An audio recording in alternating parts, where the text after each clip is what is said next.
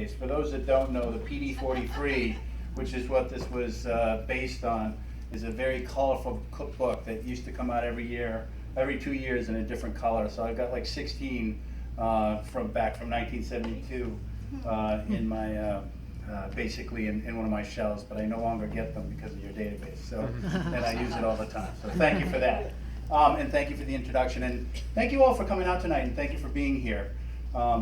As Allison mentioned, I've been involved in elections and democratic politics actually since I graduated from college.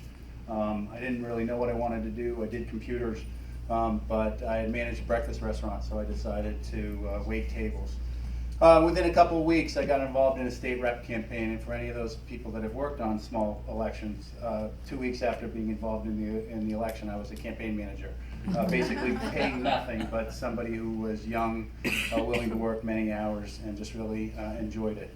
And that was the beginning of the end, because I really felt as though I could make a difference. There was a African American who ran out of Burlington. His name was Augie Grace, and basically he was the first African American in the state to be elected from a majority white district into the State House. And so that I worked for him for 2.5 years in the State House as a legislative aide. But realized that electioneering was what I like to do and trying to make a difference and break down barriers. So I went to work for Evelyn Murphy as a field director in 1990 in the governor's race. She did not win. I went on to work for Rosaria Salerno, a city councilor in Boston. She did win. And then I actually went to work for Howard Dean for 3 months in Vermont, built his first voter file in 1991, and then in 1992 began working with the Democratic Party for 5 years as the executive director.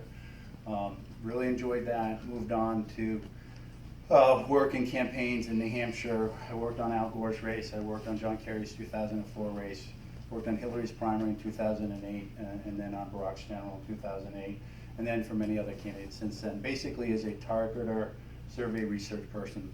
Data is my specialty, but I've always liked the Democratic Party and what we can do and make a difference.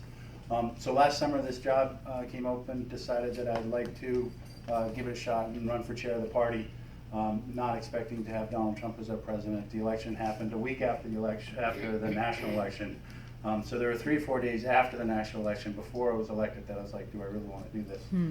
But I will tell you, from being in this job, there is no place I'd like to be, no other place I would like to be. I really feel as though I am able to make a difference by empowering you or anybody that wants to make a difference. One of the things that we have tried to do at the party for the last year is build on the tools that we provide the grassroots so that we can stand up, we can rise up, we can organize, and we can make a difference. There have been ups and downs in December and January. There were many questions that were asked, like how can we stop this, how can we stop Inauguration Day? And I wasn't able to give people the answer they wanted because we have a peaceful transition in power and we couldn't stop it. And it happened. And then the day after the inauguration we had the Women's March, but I went to the march in Boston. And it was just one of these, low days on Inauguration Day, and then, whoa, you couldn't have gone any higher, just to realize that you weren't alone. And so from that day forward, we've been pushing that agenda to make sure that people know that they can make a difference and they can stand up. And so one of the things that I've been trying to do is visit many organizations like this to recognize that what we're trying to do, or what I'm trying to do as chair of the party, is it doesn't need to be a big D Democratic event. We can have these small D Democratic events. We can have these small D organizations and recognize that we're all working together to get to the same goal. And by sharing that information, by staying engaged, by using the tools that we may have or you may have, we can stand up for the people that make a difference, for the fairness, for leaving basically a country better to those generations behind us, the younger ones that are coming up. And that's frankly, one of the biggest gifts that I hope that we are able to do. As we have moved forward, there are some people that say, yeah, but all you're doing is a negative message. You're just standing against. You're not saying what you're for. Well, actually, that's not true. The healthcare debate is a perfect example of that. It's not easy to say that what we did was not standing up against, because what we were doing was having those town halls where people were telling their story about how healthcare made a difference for them, how it was working. And no one was saying that it was perfect, but we had many, and we, all of us in these groups, had these meetings and just put people forward who had this story, had a family member, had their life experience themselves, had their life right there, and said, if I didn't have the Affordable Care Act, I wouldn't be here today, or I won't be here next year. And so we were talking about what was working, and we were talking about what will work. And we also heard from people that it's not perfect, but we need to move it forward. And I think that we'll see more of that activism as we move forward, especially as DACA was repealed today, and we need to push forward, not repealed, but said that it will be in 6 months, and as we push forward.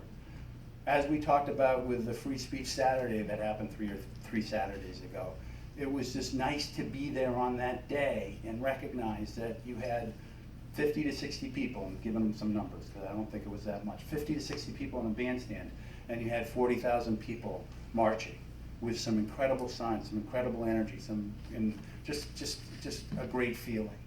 And that's nice to know that. And I think as we grab that energy and we move forward and we look toward what we need to achieve in the special elections that are coming up, not only in this state but around the country, a mayor's race in Manchester, New Hampshire, which pivots, a Democratic woman who took the race to a recount last time but lost against a Republican. That will happen this fall, to the elections that we have next year with Elizabeth Warren on top of the ballot, with the 9 congressional seats here in Massachusetts, with our statewide offices, let alone the congressional seats across the country and the U.S. Senate across the country. I think that the pendulum is coming back. I hope that it is coming back. I'm also not convinced that our president's going to be president by this time next year. One of the things that I was saying, I think you all, I'm not telling you anything you don't know. There is this, the worst part about talking about these issues, DACA and healthcare and everything else, which are so important. My heart, these are just shiny little objects that he knows and his people know they put out there so that we're not focused on Russia. Because that's the story. That's why we don't see the taxes. Okay, he would have been bankrupt 10 or 12 years ago if he didn't have money that was financed to him by Russia. Do I know that as a fact? I don't, but that's got to be what it is. It is just too much emphasis. So that's what we're missing. That's why we're not seeing it. So we just need to push forward, and we can't ever forget that that is the issue that they're trying to get us not to talk about. Because he is racist, but he also knows that that's what divides us. And so we just need to be better than that. We need to be talking and bringing people together. And so as much as I can to recognize groups like this and to reinvigorate our party, that's what we'll do. And as I started by saying, I'm a specialist when it comes to targeting, turning out numbers, and getting people to understand what they need to do to win. This is what we need to do in Massachusetts next year. And this is one of the things that we'll be talking about next Saturday at our statewide chairs meeting and continuously to many groups starting tonight and past. On average, 3.2 million people turn out to vote in Massachusetts for a presidential election. On average, the Democrat wins in Massachusetts by 800,000 votes in a presidential year. In a gubernatorial year, the average is between 2.2 million and 2 million voters who go out to vote. So 1 million less. We either win or lose in the last 8 elections by 80,000 votes. So if we keep people engaged, if we keep making sure that they understand that their vote will make a difference next November, we can turn out 250 or 300,000 more votes. And that will make the 60 to 80,000 vote difference that we need to make. For those people that are focused, and I am laser focused on getting Elizabeth Warren reelected, but also on the corner office. Not because Charlie Baker's a bad person, and I will say that, but basically because we need someone with democratic values in the corner office.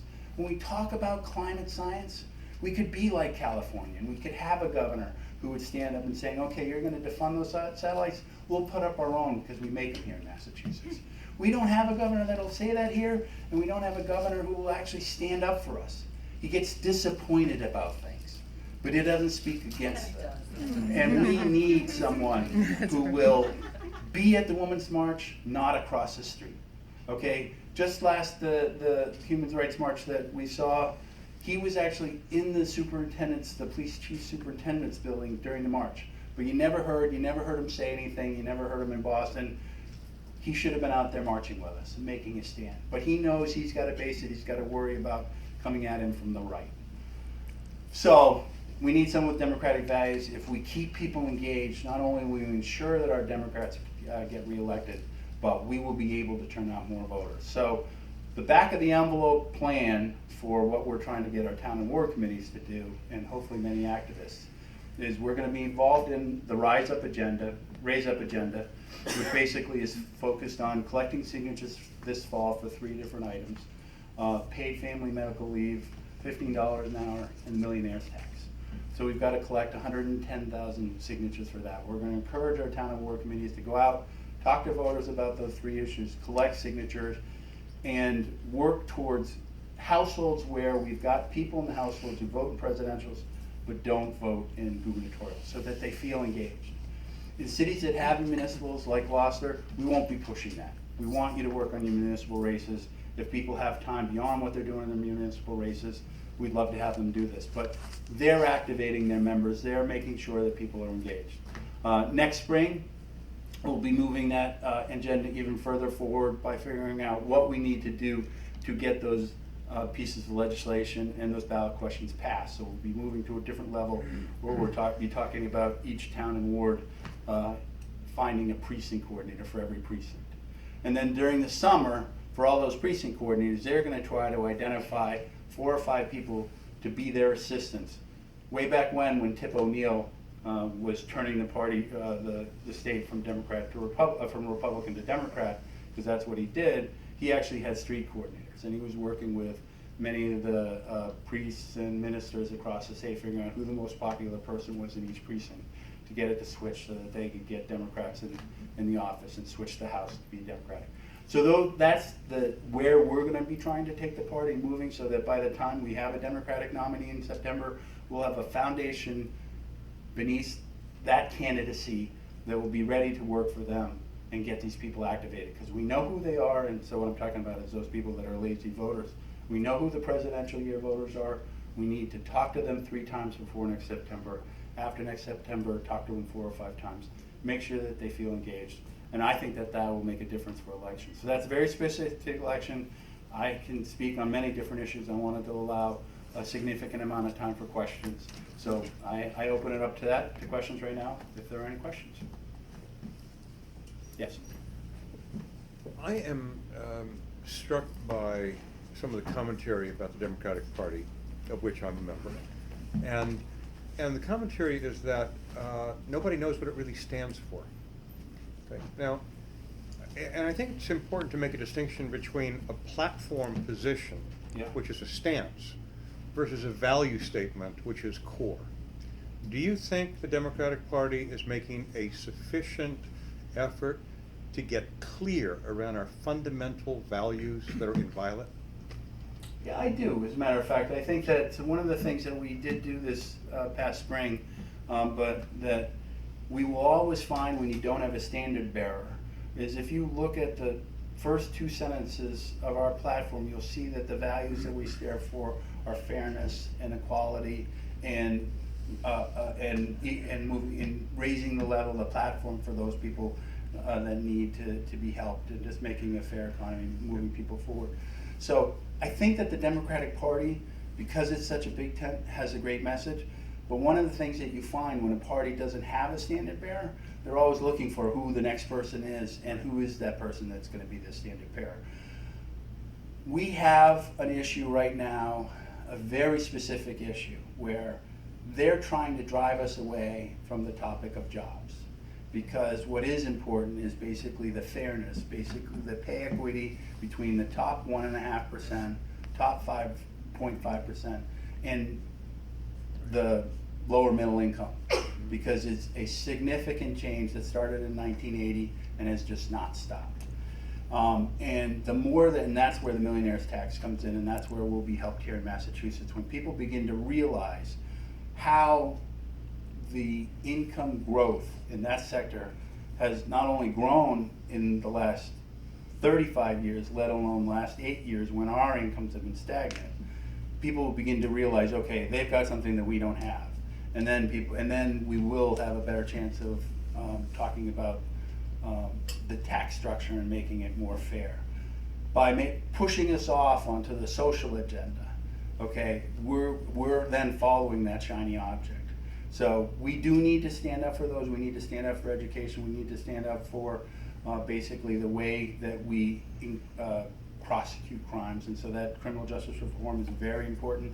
We need to recognize that the way that we treat our state, county prisoners, so those that are basically in jail because of addiction, is not the best way that we're doing right now. We need to move to treatment instead of incarceration. So there are many issues like that we need to talk about, and they're all money-based. And so at some point we've got to recognize that the money's got to come from somewhere, and there is a significant segment of society that their taxes have not increased with their wealth growth, let alone the corporations, many of whom are not taxed at all. So we've got to get there and move there, but I think that as we move forward, and specifically now that we actually have Trump in the corner office pushing us off in another direction, we're, like rooms like this, we're finding ourselves meeting people shoulder to shoulder who are pushing us in the right direction, understanding the values that matter. Yes?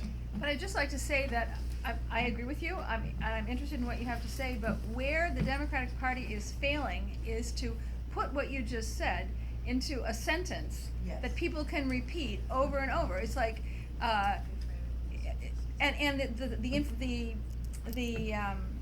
it's all there. I mean, millionaires are going to get a huge tax break, and we need jobs. I mean, it's very clear. But somehow we keep failing as a party, and I'm a lifelong Democrat. We keep failing as a party to make our message clear so that it's. And I've been doing this for 30. I agree with you. And I've been doing this for 30 years, and I don't. And there are many states where that's the case. Massachusetts, and one of the other things is, so I'm the standing pair of the Democratic Party for less than a year. I've spent much more time electing people into office, and we've got a lot of Democrats in the state, and not many of the other sorts. So actually, we are doing a pretty good job selling what we do here. One of the things that we put on the back of our business cards, basically, and I don't have my glasses on, even though I should have this memorized, but basically, Democrats believe Black Lives Matter, women's rights are human rights, no human is illegal, science is real, love is love, love trumps hate. So just like giving the bumper stickers that you see in our most favorite, I think there's a myriad of messages that people would like to hear. And so for us to pick one that makes a difference in the different parts of this state or different parts of our community is tough to say. And so we need to just push our agenda and put it around the people that make a difference. So for Elizabeth Warren, I think that we'll have a message where she basically is the fighter. Okay, she persisted. And I think that that's why she will be reelected, because people see that on a daily basis. People see her standing up to the big banks, people standing up to Wall Street, standing up to Donald Trump. I mean, she's been the most outspoken. So the message itself, I think, changes per candidate. And you do hear that a lot when you don't have the candidate in the office, that we don't necessarily have that message. But when we do, you hear that less. You hear people talking about, well, what can we do to have them do more? But we're Big Tent. I mean, I've been working on it for 30 years to figure out what it is. It's so much easier to be negative, which is so. Let's be critical. It's so much easier to say something quick if it's a lie or if it's only a half truth. Well, but yeah, but no. Point, But what's their message? Okay, what have they done since they've been elected? But the problem is They haven't done anything because their message is no new taxes, make government smaller. I know they haven't done anything, but the thing is, people that vote hear that and they don't go any farther. And I feel like I don't, again, that's why it's an easy message. right. But that's why we have to spend more time selling our message, and we're in this pit right now because we did not do a good enough job selling our message where it made a difference. Okay, and that's something that it is one of the things that. So I was involved at the DNC. I'll be right to you. Sorry, I didn't see your hand. I was involved at the Democratic National Committee when Howard Dean was elected, and I helped him. I actually wrote the first draft of the 50-state strategy because it was devastating. I worked on John Kerry's race. We didn't win. my main issue was we put too much money into states year in and year out, but the states that we didn't focus on, their parties would just fall apart. Their campaigns would fall apart. So we needed to run a 50-state strategy. Howard Dean put together a 50-state strategy. I think that was a significant foundation as to why we have Barack Obama president in 2008, because we began to run a nationwide Democratic Party. I've been tapped again through our current chair to be part of strengthening the state party, co-chair the committee at the DNC, strengthening the state party. So we are doing our final report in October as to what we need to do for the next 3 years, 2.5 years. So I do think that that's one of the things we have to get back on, because we let that middle Rust Belt area turn red and we didn't sell our message there. Sir? I kind of chuckled by what you just read us on the back of your business card. Yeah. Because you stole it from the UU congregation. that Yeah, I'm a member of. from many different places, yeah. But what you said there is, is fine for our church, I think. Yeah, But I'm not sure if it's fine for the Democratic Party. And you're here to listen to us, I I am. assume. Yeah, So, I think a message that I would like to convey to you Sure. is that you guys gotta figure out what the message is that you wanna deliver to the public. And it's not a kumbaya message, because that's what it's been. It's been we got this big tent, and guess what that we had? Drove away the white middle-class voters. The big tent that the Democratic Party had, it drove away a lot of traditional Democratic voters. And I would assume that your job heading up, your position right now is to sit down with a lot of focus groups and come up with a couple sentences. This is the Democratic Party in Massachusetts. And it can't be just feel-good stuff. It's gotta have some very strong bullet points. And what you read to me, is fine. It makes me Sure. feel good to be a Right. UU. Yeah. Because those are our values. Right. But I'm not sure how it sells with the rest of the world. well, so you're not wrong, and we've done those focus groups and we're continuing to do those. But those focus groups, the message that we'll have will be related to the person that we're trying to elect. So what will happen, what a message will be for the candidate that runs against Charlie Baker, okay, will be somebody who is going to get things done. Because when you talk to people in the focus groups, when you talk to people about Charlie Baker, they can't point to anything that he's done. Okay, they like him, but they don't know why. And then when you get further and further into it, they like him because he doesn't like Donald Trump. And that's his popularity. Okay, and by the way, he got us out of a snowstorm. But when you ask people, what has he done? He's a healthcare executive. What has he done to fix healthcare? Focus groups can't point to anything. So we need to figure out who our candidate is and what their strengths are. And you're going to hear from them the 2 to 3 things that they're really strong on. And then you're going to hear about how they're going to fix transportation, how they're going to fix healthcare, and how they're going to continue to move the job growth in Massachusetts forward so we continue to have jobs. And those are Charlie's weak points. And one of the things that was said earlier is people like to say that you got to go negative. Actually, that's not the case. You don't want to go negative because negative brings down the turnout. You only go negative when you're behind. And so I'm not referring to the 501c4s, all the independent groups that we don't see where their money comes from, because that's their whole goal. They're trying to make you not like the other person's candidate. So those are the messages that we'll move forward. And frankly, those are the messages that we'll find when we have the candidates. So right now, when we've got Elizabeth Warren at the top of the ticket, we've got a fighter, we've got someone who's going to continue to stand up for us. That's her message, and you're going to hear us continue to push that. People vote for the person, they don't necessarily vote for the party. So my job actually is to work on helping figure out what the message is for each one of the candidates, but to push to keep us, and again, this group here, recognizing that the more we work together, the more we move forward, we will then collectively be able to get that message out about those candidates we have at the top of the ticket. Very rarely do people vote for the party. They vote for the person. And we recognize that. How many questions? A couple more. Great. No, you were looking at me, so it wasn't. Oh, yeah, I'm just right over listening. here in that corner. Thank you. Thank you for the question. Could you speak up